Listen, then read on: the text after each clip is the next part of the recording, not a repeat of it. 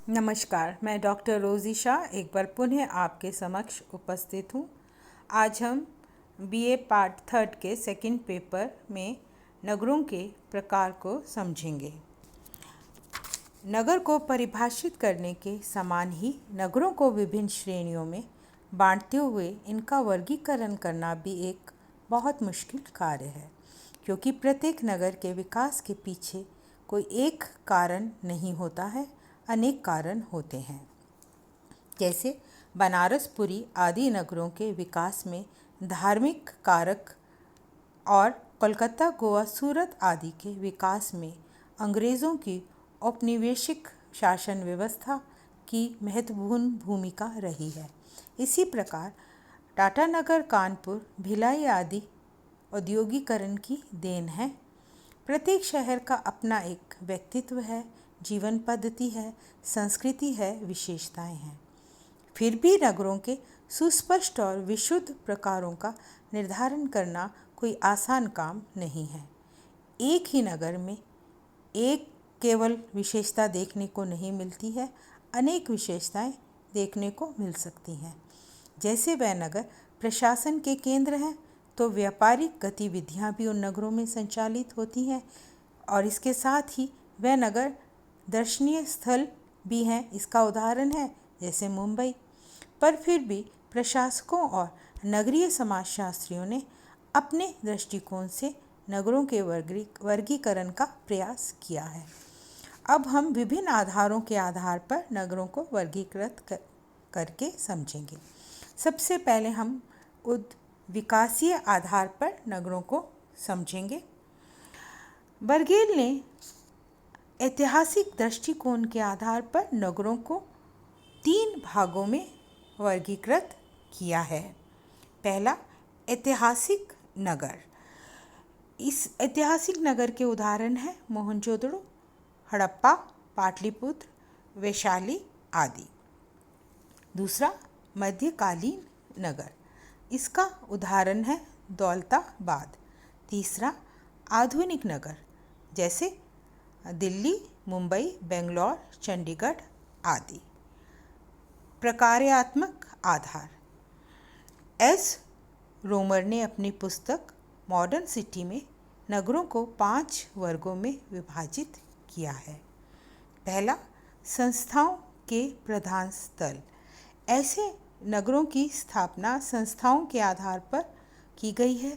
विशेषकर ऐसी धार्मिक संस्थाओं की महत्वपूर्ण भूमिकाएं रही हैं, जैसे भारत में मथुरा, अयोध्या, बनारस आदि इसी श्रेणी के अंतर्गत आते हैं। दूसरा, व्यापारिक केंद्र। मध्य युग में विकसित ये नगर व्यावसायिक केंद्रों के रूप में अपनी पहचान रखते हैं, और इस श्रेणी के उदाहरण हैं मुंबई, कोलकाता आदि। तीसरा, औद्योगिक केंद्र। उपनिवेश काल में औद्योगिकरण के परिणाम स्वरूप इन नगरों का विकास हुआ।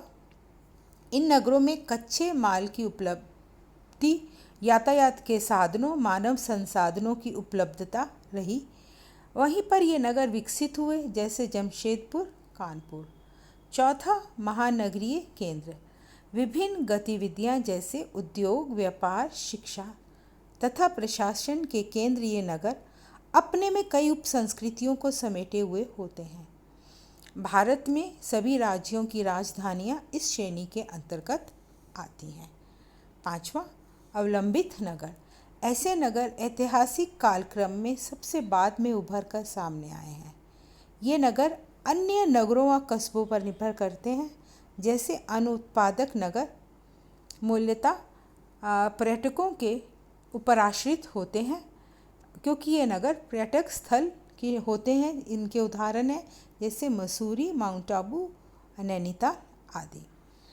अब हम विशेषीकरण के आधार पर नगरों के प्रकार को जानेंगे। एल हर्बर्ट एवं नाइल जिस्ट ने विशेषीकरण के आधार पर 6 प्रकार के नगर बताए हैं।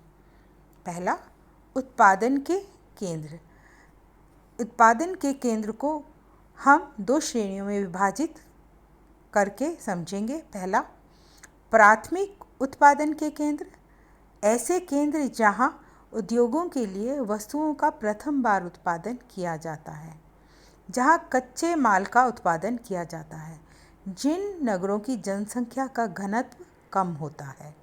उदाहरण हैं इन नगरों के, जैसे बरेली का काष्ठ उद्योग, कोलार में सोने की खानें, रांची में कोयला, गुवाहाटी में तेल आदि। दूसरा इसका जो उपभाग है वह है द्योतिक उत्पादक केंद्र। इन केंद्रों पर कच्चे माल से द्योतिक वस्तुओं का उत्पादन होता है, जैसे कानपुर में चमड़ा उद्योग, मुरादाबाद में पीतल उद्योग, सूरत में कपड़े की मिलें, बेंगलोर में साड़ी उद्योग आदि नगर इसके उदाहरण हैं। दूसरा, व्यापार और वाणिज्य केंद्र। आमतौर पर उत्पादक केंद्रों पर ही व्यापार और वाणिज्य गतिविधियां संपन्न होती हैं, पर कई नगरों में व्यापार अधिक प्रभावी होता है और उत्पादक गतिविधियां कम प्रभावी होती हैं। भारत में मुंबई इसका उदाहरण है, जहां पर बंदरगाह होने के कारण विदेशों से व्यापारिक गतिविधियां ज़्यादा होती हैं। अब तीसरे प्रकार को जानेंगे, राजधानियाँ। ये वे केंद्र हैं जिनका महत्व उद्योगों, मंडियों, उत्पादन के कारण नहीं। कहने का अर्थ है इन नगरों का महत्व उद्योग, मंडियों या उत्पादन के कारण नहीं होता, बल्कि इसलिए होता है क्योंकि ये किसी राज्य की राजधानियाँ हैं। औद्योगिक क्रांति से पहले विदेश के सभी प्रदेशों में इस प्रकार के नगरों का अपना महत्व होता था, जैसे Rome, Paris, London, Moscow, Delhi, Mumbai, Jaipur आदि। राजधानी होने के कारण धीरे धीरे इनमें व्यापार, उत्पादन गतिविधियां भी होने लगती हैं। अब हम चौथा प्रकार समझेंगे, स्वास्थ्य और मनोरंजन के केंद्र। विशिष्ट भौगोलिक स्थितियों और मौसम के कारण कुछ नगरों को स्वास्थ्य के लिए और सौंदर्य की दृष्टि से भी अच्छा माना जाता है। ज़्यादातर ये नगर पहाड़ी क्षेत्रों, समुद्र के किनारों पर स्थित होते हैं। इनके उदाहरण हैं मसूरी, नैनीताल, शिमला, माउंट आबू, गोवा आदि। पांचवा, सांस्कृतिक केंद्र। वह नगर जो सांस्कृतिक महत्व रखते हैं और विशेष रूप से धार्मिक गतिविधियों से जुड़े होते हैं, वह नगर इस श्रेणी के अंतर्गत आते हैं। और आमतौर पर ये नगर पवित्र नदियों के किनारे या पवित्र स्थानों पर स्थित होते हैं, जैसे भारत में अयोध्या, पुरी, प्रयाग, रामेश्वरम, अमृतसर, मथुरा आदि इसके उदाहरण हैं। विविध प्रकार के नगर। वह सभी नगर जो उपरोक्त वर्गीकरण, जो मैंने अभी वर्गीकरण आपको बताया 5 प्रकार के, उस श्रेणी के अंतर्गत नहीं आते। वे विविध प्रकार के केंद्र के अंतर्गत आते हैं। ये नगर एक से अधिक गतिविधियों के केंद्र होते हैं, जैसे वाराणसी हिंदुओं के लिए एक पवित्र नगर भी है और यहाँ पर प्रसिद्ध विश्वविद्यालय भी है और ये व्यापार का केंद्र भी है। अब हम उत्पत्ति के आधार पर नगरों के प्रकारों को जानेंगे। उत्पत्ति के आधार पर नगरों को 2 भागों में बांटा जा सकता है। प्रथम, प्राकृतिक नगर, जिनका उद्भव और विकास स्वतः हुआ है, और दूसरा, निर्मित नगर, जिनका विकास योजनाबद्ध रूप से किया गया है, और इसका उदाहरण है जैसे चंडीगढ़। प्रकार्यात्मक आधार। बर्गेल ने अपनी पुस्तक अर्बन सोशियोलॉजी में प्रकार्यात्मक आधार पर नगरों को इस प्रकार से रखा है। पहला, आर्थिक केंद्र। आर्थिक केंद्र को बर्गेल ने 5 प्रकार के उपकेंद्रों में विभाजित किया है। पहला, प्राथमिक उत्पादक केंद्र। उन नगरों को इस श्रेणी में शामिल किया गया है जहां वस्तुओं का प्रथम बार उत्पादन होता है, अर्थात प्रकृति से वस्तुएं सीधी ही ली जाती हैं, जैसे कोयला, खनन उद्योग, सोना आदि। इस जो आर्थिक केंद्र है, इसे ब्रगेल ने 3 स्वरूपों में बांटा है। 3 स्वरूप इसके बताए हैं। पहला मछली पकड़ने वाले नगर, दूसरा खाद्यान्न नगर और तीसरा तेल नगर। अब हम दूसरा प्रकार समझेंगे, औद्योगिक उत्पादन के केंद्र। ब्रगेल ने इन्हें भी 3 श्रेणियों में विभक्त किया है। पहला लघु स्तरीय औद्योगिक नगर, जैसे मुरादाबाद में कांच उद्योग। दूसरा मध्यम औद्योगिक नगर, जैसे कोटा, भीलवाड़ा। तीसरा वृहद औद्योगिक नगर, जैसे जमशेदपुर, बेंगलोर आदि। तीसरा प्रकार व्यापारिक केंद्र। ये सभी नगर जहाँ व्यापारिक गतिविधियाँ होती हैं, इन्हें क्षेत्र के आधार पर ब्रगेल ने 3 श्रेणियों में विभाजित किया है। पहला स्थानीय व्यापार केंद्र, इसमें समस्त छोटे व्यापारिक मंडियों वाले नगरों को रखा गया है। समस्त जिलों की मंडियां इसके अंतर्गत आती हैं। दूसरा राष्ट्रीय व्यापार केंद्र, जैसे लुधियाना, सूरत आदि।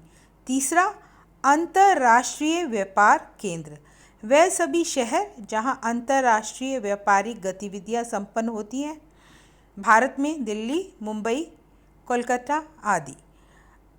अब हम चौथा प्रकार ब्रगेल ने जो बताया है उसे जानेंगे, परिवहन केंद्र, जहां व्यापारिक परिवहन की समस्त सुविधाएं उपलब्ध होती हैं और इन्हें उन्होंने 2 उपभागों में बांटा है। पहला बंदरगाह नगर, जैसे गांधीधाम, कोचीन। दूसरा अंतर्देशीय यातायात केंद्र, जैसे दिल्ली। अगला जो प्रकार है उन्होंने बताया है आर्थिक सेवा केंद्र। ये बड़े नगर जहां शेयर मार्केट, स्टॉक एक्सचेंज आदि होते हैं। इसके 3 भाग हैं, द्योतिक केंद्र, जैसे मुंबई, बीमा केंद्र, जैसे कोलकाता। तीसरा विविध केंद्र, जहां अनेक प्रकार की क्रियाएं जैसे मार्केट रिसर्च, स्टोरेज, वितरण आदि होता है। राजनीतिक केंद्र। इस प्रकार के नगरों को ब्रगेल ने 2 उपभागों में विभाजित किया है। पहला नागरिक राजनीतिक केंद्र। इस नागरिक राजनीतिक केंद्रों को भी आपने 3 उप श्रेणियों में विभाजित किया। पहला विश्व केंद्र, जैसे मॉस्को, लंदन। दूसरा राष्ट्रीय राजनीतिक केंद्र, जैसे दिल्ली, इस्लामाबाद। तीसरा क्षेत्रीय प्रशासनिक केंद्र, इसके अंतर्गत प्रांतों की राजधानियां एवं जिले आदि आते हैं। राजनीतिक केंद्र में एक तो मैंने आपको अभी बताया नागरिक राजनीतिक केंद्र। अब इसका दूसरा जो भाग बताऊंगी वह है सैनिक केंद्र। सैनिक केंद्र को भी आपने 2 उपभागों में बांटा है। पहला परकोटे वाले नगर, प्राचीन काल के शहर, जैसे चित्तौड़गढ़। दूसरा सैनिक छावनियाँ, जैसे मेरठ, अंबाला। सैनिक प्रशिक्षण केंद्र, जैसे देहरादून। अब हम सांस्कृतिक केंद्र के आधार पर नगरों को जानेंगे। सांस्कृतिक केंद्र में ऐसे नगरों को रखा जाता है जो धार्मिक, सामाजिक और सांस्कृतिक महत्व के होते हैं। इन्हें 3 उप श्रेणियों में रखकर समझ सकते हैं। पहला धार्मिक केंद्र, जैसे अजमेर, अयोध्या, मथुरा आदि। दूसरा तीर्थ यात्रा संबंधी केंद्र, जैसे हरिद्वार, मक्का, मदीना आदि। तीसरा स्मारक नगर, जैसे सांची। धर्मनिरपेक्ष सांस्कृतिक केंद्र, इसका दूसरा उपभाग है धर्मनिरपेक्ष सांस्कृतिक केंद्र। इन्हें हम 4 उपभागों में या उपश्रेणियों में रखकर समझेंगे। पहला उच्च शिक्षा एवं अनुसंधान केंद्र। इसके उदाहरण हैं नालंदा, ऑक्सफोर्ड, कैम्ब्रिज आदि। दूसरा सांस्कृतिक उत्पादन के केंद्र, जहाँ सांस्कृतिक वस्तुओं का उद्गम होता है एवं वे बाज़ार में अपना स्थान बना लेती हैं, जैसे लंदन, पेरिस। तीसरा, संग्रहालय नगर, जैसे कोलकाता, बीकानेर। चौथा, ऐतिहासिक सांस्कृतिक नगर, अजंता, एलोरा आदि इसके उदाहरण हैं। अब मनोरंजन केंद्र के आधार पर हम नगरों को जानेंगे। इसके दो उपभाग हैं। स्वास्थ्यप्रद वातावरण वाले नगर, इसका उदाहरण है मसूरी। दूसरा, छुट्टियां बिताने वाले केंद्र, इसका उदाहरण है नैनीताल, कश्मीर, आबू। अब पांचवा प्रकार के आधार पर हम समझेंगे विश्राम केंद्र। इसके दो उपभाग हैं। पहला, उपनगर, बड़े नगरों के पास विकसित छोटे कस्बों को इस श्रेणी में रखा जाता है, जैसे गुड़गांव, दादर आदि। दूसरा इसका उपभाग है विश्राम केंद्र, अमेरिकी धनी वर्ग द्वारा विकसित फ्लोरिडा इसका उदाहरण है। अब हम प्रतीकात्मक केंद्र के आधार पर नगर के प्रकार को जानेंगे। इस प्रकार के नगर किसी धर्म, दर्शन या विचारधारा का प्रतिनिधित्व करते हैं, जैसे काशी। अब हम ममफोर्ड ने अपनी पुस्तक द कल्चर ऑफ सिटीज़ में संस्कृति, आकार तथा संरचनात्मक विशेषताओं को ध्यान में रखते हुए नगरों का जो वर्गीकरण प्रस्तुत किया है उसे समझेंगे। आपने 6 भागों में नगरों को विभाजित किया है। सबसे पहला है आरंभिक नगर। ये वह नगर है जो विकास के आरंभिक स्तर को स्पष्ट करता है। आरंभिक नगरों में धर्म का बहुत विशेष महत्व होता है। धार्मिक विश्वासों से संबंधित बड़ी बड़ी इमारतों का निर्माण होता है इन नगरों में। इन नगरों में व्यक्तियों के संबंधों में अधिक औपचारिक प्रवृत्ति नहीं पाई जाती है। दूसरा, मध्यम नगर। इन नगरों का विकास कुछ बड़े बड़े गांवों का विस्तार होने से हुआ है। इसी कारण ये नगर आसपास के ग्रामीण क्षेत्रों की आवश्यकताओं को पूरा करने के केंद्र भी बन जाते हैं। इन नगरों में ग्रामीण और नगरीय विशेषताओं का एक मिश्रित रूप देखने को मिलता है। मध्यम आकार के होते हैं ये नगर, और प्रत्येक देश में ऐसे नगरों की संख्या सबसे अधिक होती है। तीसरा, महानगर।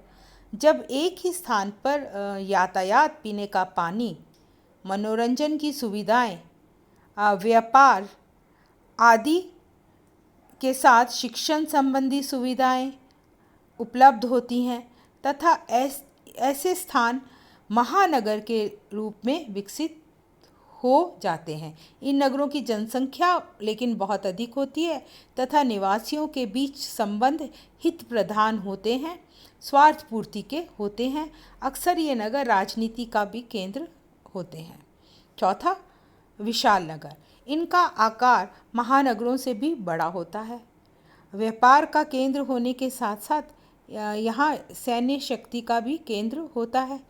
देश की राजनीति को भी प्रभावित करते हैं। इनमें आर्थिक विषमताएं अपनी चरम सीमा पर होती हैं। निवासियों का जीवन बहुत व्यस्ततापूर्ण होता है। इसके उदाहरण हैं भारत में दिल्ली, मुंबई, चेन्नई, कलकत्ता, हैदराबाद आदि। समस्या मूलक नगर। ममफोर्ड ने इन नगरों को विशाल नगरों के एक आगामी चरण के रूप में स्पष्ट किया। विशाल नगरों का आकार जब बहुत अधिक बढ़ जाता है तब ये विभिन्न प्रकार के अपराधों, भ्रष्टाचार, नैतिक पतन, आर्थिक विषमताओं, समस्याओं जैसे बेकारी, बीमारी के केंद्र बन जाते हैं। इसके फलस्वरूप एक सीमा तक जनसंख्या वृद्धि के बाद इन नगरों में जनसंख्या कम होने लगती है। मृत प्राय नगर। ममफोर्ड ने लिखा है कि दुनिया के इतिहास में सभी बड़े बड़े नगर अंत में कब्रिस्तान में परिवर्तित होते हुए देखे गए हैं। इसका कारण ये है कि युद्ध के समय सबसे पहले बड़े बड़े नगरों का ही विनाश होता है। किसी नगर में समस्याएं जब बहुत गंभीर होने लगती हैं, तब वहाँ का जीवन मूल्य ही खत्म हो जाता है तथा नगर की संस्कृति नष्ट होने लगती है और धीरे धीरे ऐसे नगर पुनः आरंभिक नगर के स्तर में फिर से पहुँच जाते हैं। धन्यवाद।